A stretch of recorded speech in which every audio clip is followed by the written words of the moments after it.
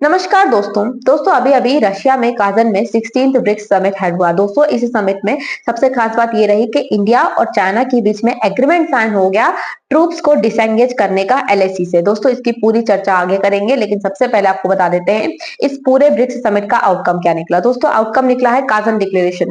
काजन declaration के तहत दोस्तों जियोपॉलिटिकल सिचुएशंस को हाईलाइट किया गया, बताया गया, जिसमें ब्रिक्स कंट्रीज और ब्रिक्स की मेंबर कंट्रीज ने सबसे पहले यूक्रेन पर अपनी बात रखी और ये कहा कि एक पीसफुल रिजोल्यूशन इस वॉर का होना चाहिए डायलॉग और डिप्लोमेसी के थ्रू। दोस्तों वेस्ट एशियन क्राइसिस पर भी ब्रिक्स कंट्रीज ने कंसर्न जताया कि जो ह्यूमैनिटेरियन क्राइसिस चल रही है गाजा में और वेस्ट बैंक पे, दोस्तों लेबनान में जो इजराइल के द्वारा अटैक किया गया जिसमें इंफ्रास्ट्रक्चरल डैमेज भी हुआ और सिविलियंस की डेथ भी हुई, दोस्तों इसको भी क्रिटिसाइज किया गया, कंडेम किया गया ब्रिक्स मेंबर कंट्रीज के द्वारा।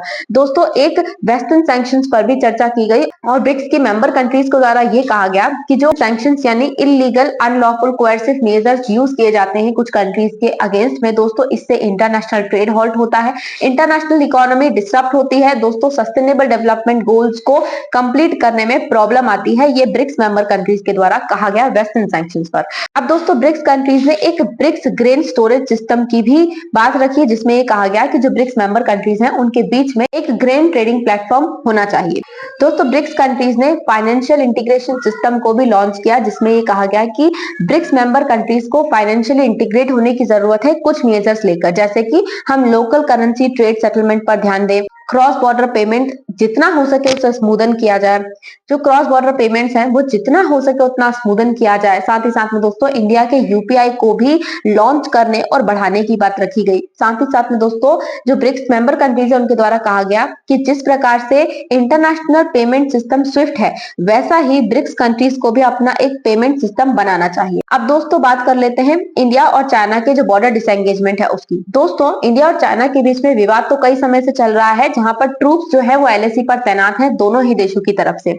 अब दोस्तों कई राउंड की बातचीत में ऑलमोस्ट हर जगह से ट्रूप्स का डिसएंगेजमेंट दोनों ने एग्रीड टर्म्स पर किया, लेकिन दोस्तों डेप्संग प्लेन्स और डेमचौक रीजन ऐसे इलाके हैं जहां पर अभी तक जो नेगोशिएशंस हैं वो नहीं हो पाए और जो ट्रूप्स हैं उनका डिसएंगेजमेंट नहीं हो पाया था। लेकिन इस ब्रिक्स समिट ने दोस्तों ये कमाल करके दिखाया, जहां चाइना और इंडिया दोनों के द्वारा एग्रीड टर्म्स पर ये कहा गया है कि जो हमारे ओल्ड पेट्रोलिंग पॉइंट्स है सिर्फ वहां पर सिर्फ उन जगहों पर ट्रूप्स तैनात रहेंगे, बाकी जगह से दोनों ही के द्वारा अपने अपने ट्रूप्स को विड्रॉ कर लिया जाएगा यानी डिसएंगेज कर लिया जाएगा। दोस्तों ये सबसे बड़ी बात इस ब्रिक्स समिट की रही। अब अगर ब्रिक्स की इतनी चर्चा है, ब्रिक्स ने इतना बड़ा काम किया, तो जानना ये भी जरूरी है दोस्तों कि ये ब्रिक्स समिट होता क्या है। दोस्तों ये जो ब्रिक्स ग्रुपिंग है दोस्तों ये शुरुआत में ब्रिक हुआ करती थी। ब्रिक मतलब ब्राजील, रशिया, इंडिया और चाइना। अब दोस्तों 2006 में ये ग्रुपिंग बन गई थी। इसके बाद दोस्तों 2009 में ब्रिक का पहला समिट भी हो गया रशिया में। अब दोस्तों 2010 में साउथ अफ्रीका के द्वारा जो ब्रिक्स है उसको ज्वाइन कर लिया गया और वो ब्रिक्स से बनकर ब्रिक्स हो गया, मतलब ब्राजील, रशिया, इंडिया, चाइना और साउथ अफ्रीका बन गया। दोस्तों जब 2006 से ब्रिक्स बना तब से लेकर सबसे बड़ा डिक्लेरेशन जो है ब्रिक्स का वो हुआ दोस्तों 2014 में, जब फोर्टलेजा में डिक्लेरेशन लिया गया और उसका नाम रखा गया फोर्टलेजा डिक्लेरेशन। उस फोर्टलेजा डिक्लेरेशन के तहत दोस्तों एनडीबी बनाया गया, मतलब न्यू डेवलपमेंट बैंक, जिसके तहत अगर ब्रिक्स मेंबर कंट्रीज को फाइनेंशियल सपोर्ट की जरूरत है तो ये न्यू डेवलपमेंट बैंक उन्हें as much as possible economic support provide कर सके।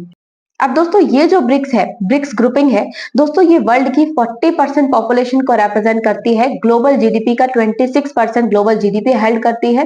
तो दोस्तों अपने आप में ये जो ग्रुपिंग है ये बहुत ज्यादा बड़ी ग्रुपिंग हो जाती है, बहुत इंपॉर्टेंट ग्रुपिंग हो जाती है, क्योंकि वर्ल्ड के बेस्ट रिप्रेजेंटेटिव्स यहाँ पर मिलते हैं। दोस्तों ये जो ब्रिक्स ग्रुपिंग है ये 2024 में ब्रिक्स प्लस हो गई, क्योंकि कई सारी कंट्रीज ने और इसे ज्वाइन कर लिया। दोस्तों इजिप्ट ने, इथियोपिया ने, ईरान ने और यूएई ने इस ग्रुपिंग को ज्वाइन करके ब्रिक्स प्लस बना दिया। दोस्तों सऊदी अरब भी ज्वाइन करने वाला है इस ग्रुपिंग को, उनके फॉरेन मिनिस्टर्स विजिट कर चुके हैं ब्रिक्स की ग्रुपिंग को, लेकिन अभी कंप्लीटली सऊदी अरब के द्वारा ये नहीं कहा गया है कि वो ब्रिक्स ग्रुपिंग ज्वाइन करने वाले हैं, बट नेगोशिएशंस ऑनगोइंग है। तो दोस्तों ब्रिक्स ग्रुपिंग अपने आप में बहुत बड़ी ग्रुपिंग है जो वर्ल्ड की लीडिंग और इमर्जिंग इकोनॉमीज है उनको बताती है दोस्तों।